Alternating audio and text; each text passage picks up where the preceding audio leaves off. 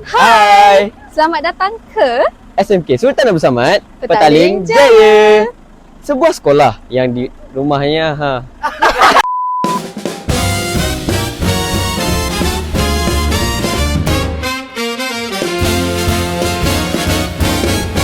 Pelajar dapat membaca, mengkaji dan menambah ilmu pengetahuan secara bebas. Ia merupakan ruang untuk eksplorasi tanpa had. Asal macam ni? Ia merupakan ruang bagi eksplorasi ilmu. Sekejap. Pusat sumber menjadi gedung ilmu.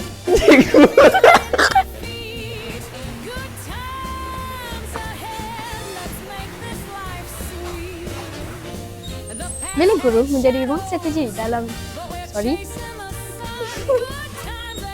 Bilik guru menjadi ruang strategi dan kreativiti dalam melaksanakan tugasan demi memastikan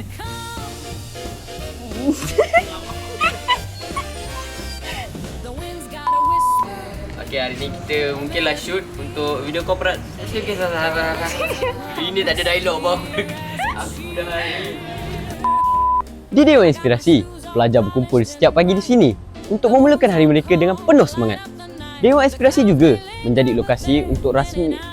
Dewan Inspirasi juga menjadi lokasi program sekolah. Oh my god. Bilik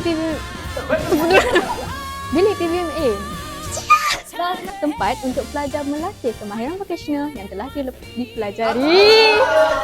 Ambil gambar juga, ambil gambar.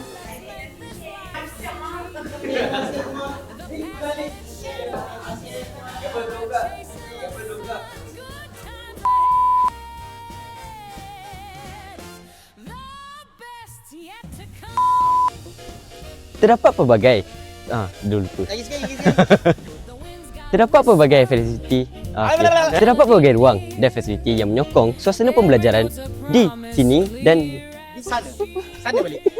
antaranya Cikgu sana. Sana.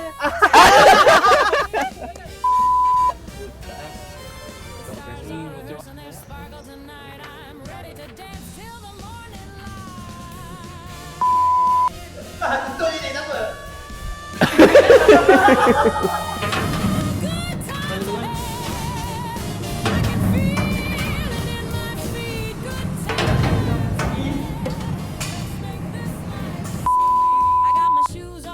Inilah tempat inilah tempat pelajar paling suka. Halah. Jadi, tengok. Kebun berat. Saya Naimi.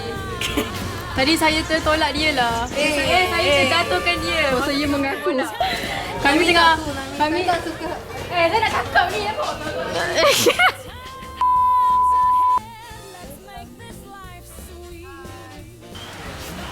SMK Sultan Abu Samad Petaling Jaya. Kau cakap bukan sekadar sekolah. Ia tempat melahirkan. Ayo okey. Okey.